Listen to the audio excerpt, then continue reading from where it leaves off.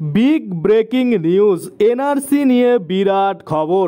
সিএর পরই এনআরসি শুরু। কি ডকুমেন্টস আপনাদের হাতের কাছে রাখতে হবে? এই এনআরসি শুরু হলে সিএ সার্টিফিকেট লাগবে কি না? কবে থেকে শুরু হচ্ছে?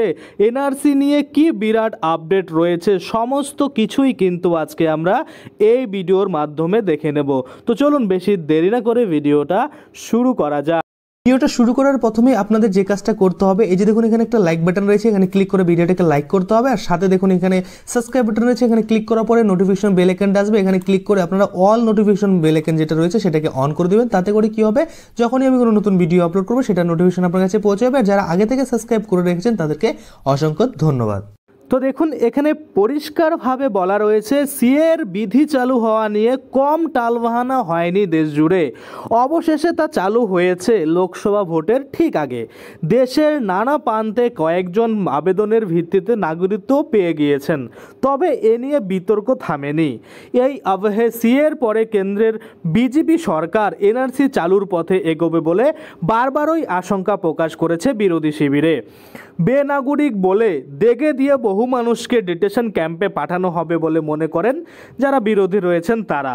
ভোটের প্রচারে এ রাজ্যে সিএ প্রসঙ্গ বিভিন্ন রাজনৈতিক দলের প্রচারে উঠে এসেছে। অর্থাৎ এখানে আপনারা বুঝতেই পারছেন যে এই সিএ চালু হওয়া নিয়ে কিন্তু অনেক টালবাহানা হয়েছে, শেষ পর্যন্ত কিন্তু চালু করেই দিয়েছে। তেমনই কিন্তু এই এনআরসি নিয়েও কিন্তু টালবাহানা চলছে। সেটা কিন্তু আপনারা দেখলেন যে এই এনআরসি যেমন সিএ যেমন চালু হয়েছে তেমন কিন্তু এনআরসি চালু হওয়া নিয়েও কিন্তু প্রবলেম হচ্ছে। বিরোধী যারা রয়েছে তারা কিন্তু বলছে যে আপনাদের কিন্তু ডিটেনশন ক্যাম্পে পাঠানো হবে এবং আপনাদের বেনাগরিক করেই কিন্তু এই ডিটেনশন ক্যাম্পে পাঠিয়ে দেওয়া হবে। এবং পরবর্তীতে কিন্তু নানা ধরনের ভোট প্রচারে গিয়েও কিন্তু এরকম রাজনৈতিক দলের প্রচারে কিন্তু উঠে এসেছে এই সিএ এবং এনআরসি নিয়ে। এবার যদি আমরা বিস্তারিত দেখি, রাজনৈতিক এই পরিস্থিতিতে এনআরসি চালু নিয়ে বিতর্ক নতুন করে উস্কে দিলেন কেন্দ্রীয় প্রতিমন্ত্রী তথা বনগাঁর সাংসদ শান্তনু ঠাকুর। 10ই জুলাই বাগদা বিধানসভা কেন্দ্রের উপনির্বাচন।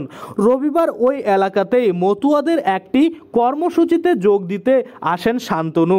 সেখানে মতুয়া ভক্তদের বলেন, আগামী দিনে যদি ভারতবর্ষে কোনো সরকার এনআরসি চালু করে তাহলে মতুয়ারা কিন্তু আওতায় পড়বেন না, তবে এর জন্য সিএর মাধ্যমে নাগরিকত্ব নিতে হবে বলে তার মত।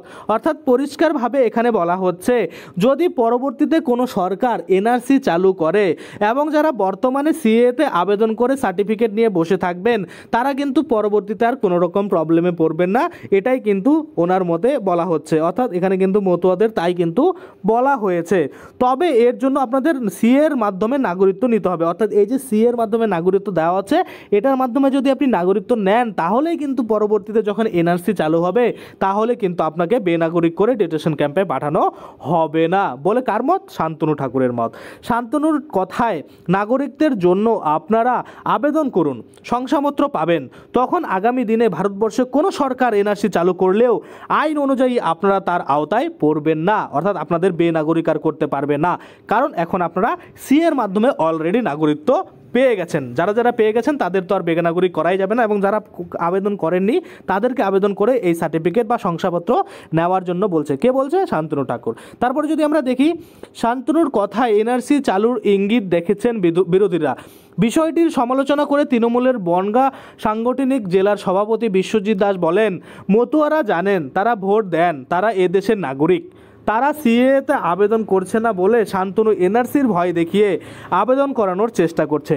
অর্থাৎ এখানে আপনারা দেখতে পাচ্ছেন তৃণমূলের যে সাংগঠনিক জেলার সভাপতি রয়েছে বিশ্বজিৎ দাস, তিনি কিন্তু বলছেন মতুয়ারা ভোট দেন, অর্থাৎ তারা কিন্তু নাগরিক রয়েছে। কেউ কিন্তু এই সিএতে আবেদন করছে না, মতুয়ারা আবেদন করছে না, যার জন্য কিন্তু শান্তনু ঠাকুর ভয় দেখাচ্ছে এনআরসির, সেজন্য কিন্তু আবেদন করতে বা আবেদন করাতে সিএতে চেষ্টা করা হচ্ছে। এটাই কিন্তু কে বলছে? এটা দেখুন বলছে এই যে তৃণমূলের যে বনগাঁ সাংগঠনিক জেলার সভাপতি বিশ্বজিৎ, ওনার মতে কিন্তু এই কথা বলা হয়েছে। তারপরে যদি আমরা দেখি, শান্তনু এদিন জানান আগামী বুধবার ঠাকুরনগরে মতুয়া ঠাকুর বাড়িতে নাগরিকত্বের আবেদনের জন্য শিবির করা হবে, অনলাইনেও আবেদন করা যাবে। কেন্দ্রীয় প্রতিমন্ত্রী জানান আবেদন করার পর যখন সরেজমিন খতিয়ে দেখা হবে, অর্থাৎ আপনাদের ডকুমেন্টসগুলো যে খতিয়ে দেখা হবে, তখন তিনি কিন্তু শংসাপত্র দিয়ে দেবেন, এটাই কিন্তু বলা হচ্ছে। আশা করি আপনারা বুঝতে পারছেন এই সিএ নিয়ে বা এনআরসি নিয়ে বর্তমান আপডেট কি রয়েছে। আপনারা হয়তো সকলেই জানেন সিএ যেমন চালু হয়েছে, একদিন ঠিক দেখবেন এনআরসিও কিন্তু চালু হবে। যখনই এনআরসি চালুর কোনো অফিসিয়াল ডেট বেরোবে তখনই কিন্তু আমি আপনাদের সেই নিয়ে ভিডিও বানিয়ে দেবো। এবার কথা হচ্ছে সিএ সার্টিফিকেট কি লাগবেই? দেখুন, যারা বাংলাদেশ থেকে এসেছেন তাদের অবশ্যই এই সিএ সার্টিফিকেট কিন্তু লাগবে, কিন্তু এটাও কিন্তু কন্ডিশন রয়েছে। আপনারা যদি আমার আগের সিএ এর ভিডিওগুলো না দেখেন তাহলে বুঝতে পারবেন না। অবশ্যই আপনারা কিন্তু ওই আগের সিএ ভিডিওগুলো দেখুন, তাহলে কিন্তু আপনারা বুঝতে পারবেন যে এই সিএ কাদের জন্য, কাদের আবেদন করতে হবে, কাদের আবেদন করতে হবে না। অনেক মানুষ রয়েছে বাংলাদেশ থেকেই এসেছেন কিন্তু তাদের কোনো মতেই কিন্তু এই সিএতে আবেদন করতে হবে না। সেজন্য আপনারা অবশ্যই কিন্তু সিএ এর যে প্লেলিস্ট রয়েছে বা সিএ এর যে আগের ভিডিওগুলো রয়েছে সেগুলো একবার চেক করুন। আর দেখুন কী কী ডকুমেন্ট হাতের কাছে রাখতে হবে। দেখুন, হাতের কাছে আপনার যা ডকুমেন্টস থাকবে তাই লাগবে। যেমন দেখুন, আপনি যদি অনেক আগে এসে থাকেন, আপনার কাছে যদি পাসপোর্ট থাকে, আপনার কাছে অনেক পুরনো দলিল থাকে, যে কোনো সরকারি কর্মচারী যদি করে থাকেন তাহলে সেক্ষেত্রে যে ডকুমেন্টস আপনার কাছে আছে সেটা থাকলেই হবে। অবশ্যই 2014 সালের আগের কিন্তু লাগবে, তাহলে আপনারা সিএতে আবেদন করতে পারবেন। এবং এনআরসিতে কত সালে লাগবে সেটা এখনও বলা হয়নি। যখন কিন্তু আবেদন শুরু হবে, এনআরসি চালু হবে, তখন কিন্তু আমি আপনাদের জন্য আবারও একটা ভিডিও বানিয়ে দেবো যেখানে ডিটেলসে বলবো কি কি আপনাদের ডকুমেন্ট লাগবে, কি কি নিয়ম মানতে হবে, সমস্ত কিছু নিয়ে কিন্তু ডিটেল ভিডিও বানাবো। আগে তার জন্য অবশ্যই আপডেট আসা প্রয়োজন রয়েছে এনআরসি নিয়ে। আশা করি আপনারা বুঝতে পারছেন। আজকের জন্য ভিডিওটা এখানেই শেষ করবো। যদি ভিডিওটা ভালো লাগে অবশ্যই একটা লাইক করে দেবেন। যদি আমার চ্যানেলে প্রথমবার ভিজিট করে থাকেন, নিচে একটা রেড কালার সাবস্ক্রাইব বাটন দেখবেন, ওখানে ক্লিক করে সাবস্ক্রাইব করতে পারেন।